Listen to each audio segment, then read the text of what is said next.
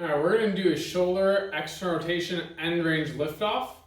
So all that means we're going to basically try to strengthen your shoulder's external rotation in its maximum range of motion, so that end range of motion. What happens for a lot of the athletes we see is you might be able to, if I just pull their arm back, I can pull them back pretty far a lot of times, but they might not necessarily be able to get there on their own. And what that means is they basically don't have strength where they need it to throw a baseball. So it's really important that we actually develop strength in that pattern. This is one of the great drills that we like to do for that. So I'm going to do it a little funky, but basically you're going to find a pole. I've actually done this one in a doorway. Anything that really is going to give you a solid foundation is going to be fine. You're going to step through, put your arm up.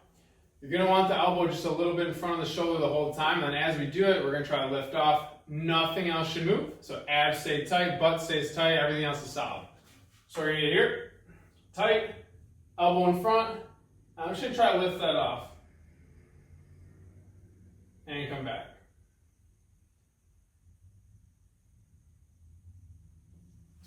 Now, if you're doing this exercise right, you should feel right in here, the back of the shoulder working pretty heavily.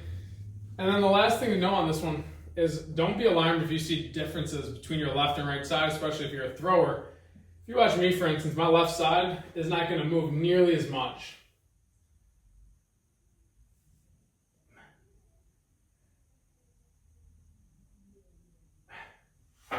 And that's pretty much my best range of motion on my left side. It's okay if you have differences like that. Again, as a thrower, your dominant side, your throwing arm should have more range of motion. That's the typical adaptation that we see. So do not be alarmed by that.